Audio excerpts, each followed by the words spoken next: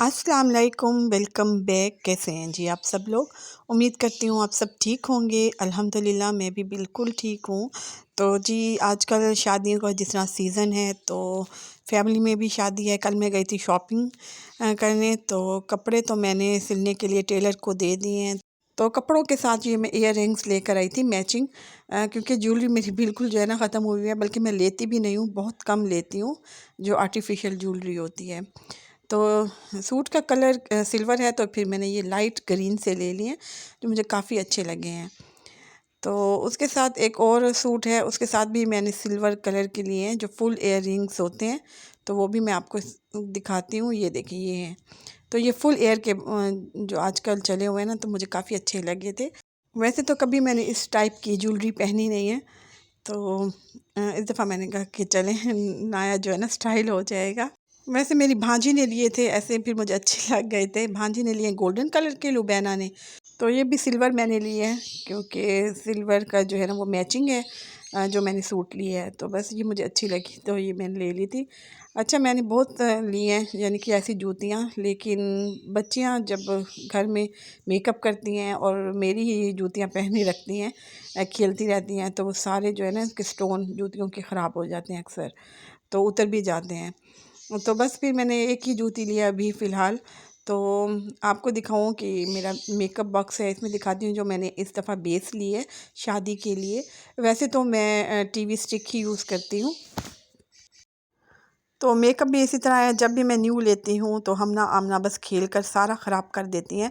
तो इस दफ़ा मैंने सोचा चलें नई बेस ट्राई करके देखते हैं। ये मिस रोज़ की है, तो काफ़ी मैंने सुना है इसका। तो ये फेयर में मैंने लिया है मिस रोज़ की, तो फुल कवरेज है ये। अच्छा, इसके साथ मैंने कंसीलर नहीं लिया, तो वो मैंने लेना है।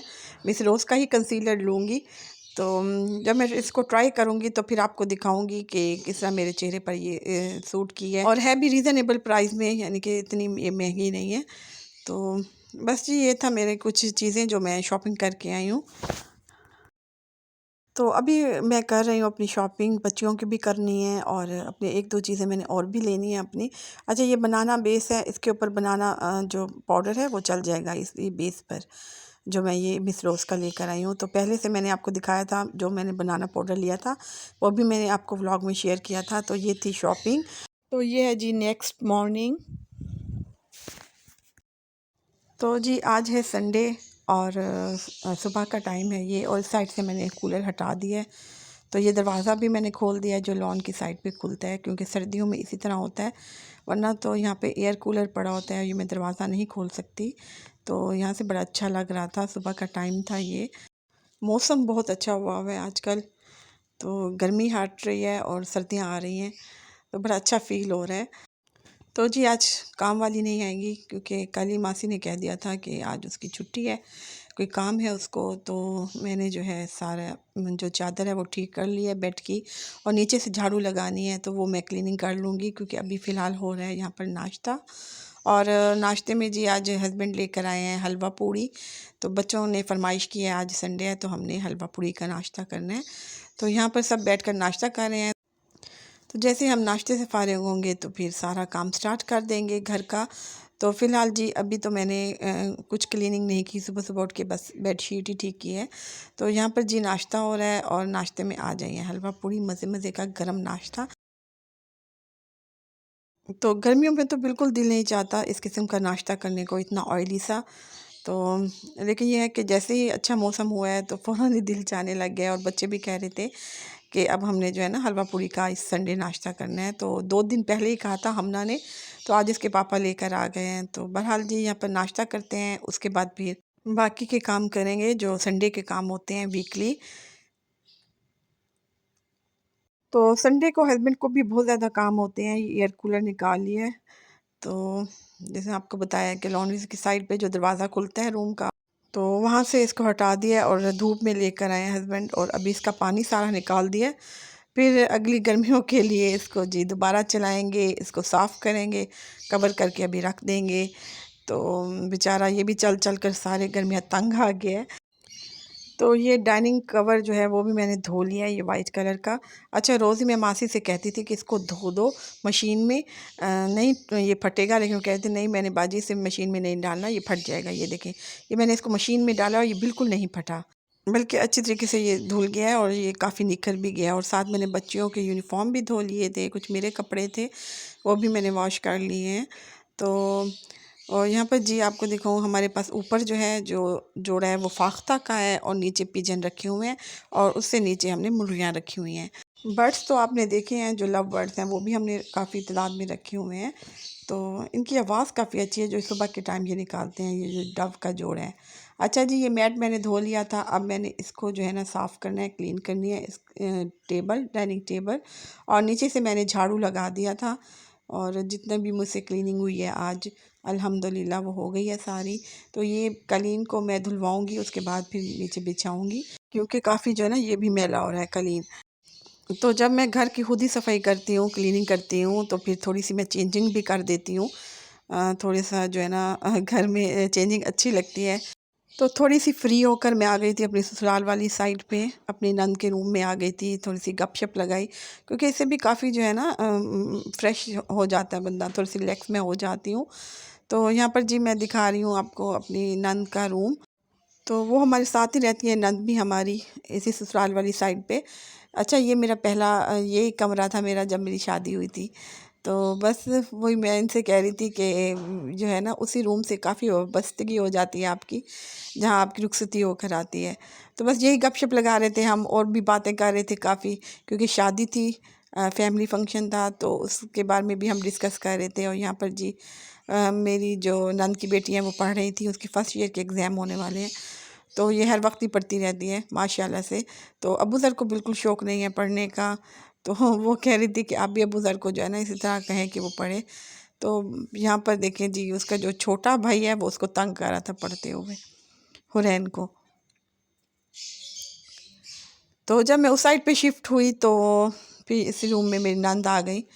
तो जो है ये किचन भी हमने बाद में बनवाया था, जो साथ अटैच किचन है, ये बाद में मैंने बनवाया था। तो यहाँ पर देखिए जी, ये रूम था मेरा, और अब मैं आपसे शेयर कर रही हूँ।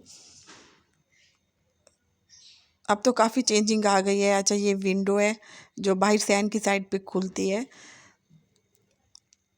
तो उस वक्त सेटिंग कुछ और थी जब मैं रहती थी इस रूम में। अच्छा, ये साथ छोटा सा स्टोर है, तो यहाँ भी आपको दिखाऊं, ये देखिए काफ़ी सामान इस पे पड़ा है।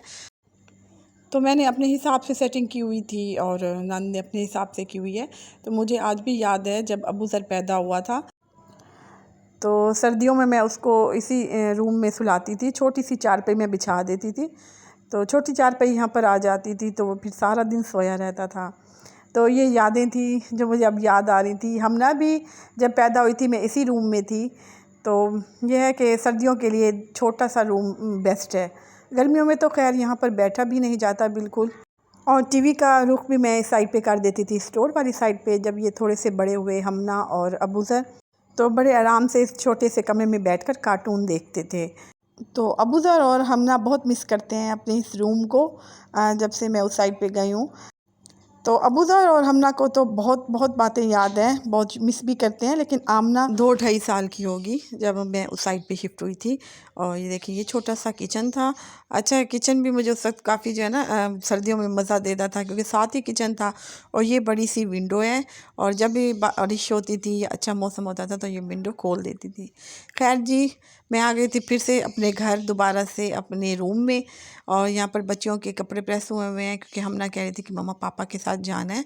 तो क्योंकि आज संडे है, तो बस फिर मैंने इस साइड पे आकर जल्दी से अपनी चाय बनाई, और यहाँ पर मैं अपनी चाय ख़त्म कर रही हूँ। उसके बाद मैं रेडी होंगी, क्योंकि दिन भी आजकल छोटे हैं, बहुत बहुत जल्दी से गुजर जाते हैं। तो तकरीबन ये 5 बजे का टाइम होगा। तो यहाँ पर जी मैं बच्चियों से बातें भी कर रही थी और साथ चाय को भी इंजॉय कर रही थी। और हम आमना से कह रही थी कि अब नहीं नहाने का मौसम, शाम को तुम सुबह ही नहा लिया करो, क्योंकि अब मौसम काफ़ी चेंज हो गया है। तो आमना ने कहा कि नहीं मम्मा, मैंने नहीं नहाना इस टाइम, तो मैं फ़ेस वॉश कर लेती हूँ। तो बस उसके बाद फिर मैं भी रेडी हो गई थी। आमना तो पहले से रेडी थी। तो आज मैंने बनाया भी कुछ नहीं था दोपहर को, तो बच्चों को भूख लगी हुई थी। तो यहाँ पर आमना कह रही थी कि मैंने फ़ास्ट फूड खाना है। तो हस्बैंड को तो फ़ास्ट फ़ूड अच्छा नहीं लगता, उनको तो देसी खाने ही अच्छे लगते हैं, लेकिन बस आज बच्चों की ज़िद थी और काफ़ी देर तो बस यही बहस होती रही कि कहाँ जाएँ। देसी फ़ूड खाना है बच्चों ने या फ़ास्ट फ़ूड खाना है। तो ख़ैर फिर आज न्यू ट्राई किया है ये जी फूड पॉइंट, तो काफ़ी अच्छा इनका बर्गर था। तो बाहर का एनवायरनमेंट भी अच्छा था और अंदर का भी काफ़ी खूबसूरत बनाया हुआ था उन्होंने। अच्छा, मुझे फ़ास्ट फ़ूड बिल्कुल अच्छा नहीं लगता। बहुत ज़्यादा अगर भूख हो, पिज़्ज़ा मैं खा लेती हूँ, लेकिन उसके अलावा जो ज़िंगर होता है, वो मुझे बिल्कुल अच्छा नहीं लगता। लेकिन आज बच्चों की मर्ज़ी चलनी थी।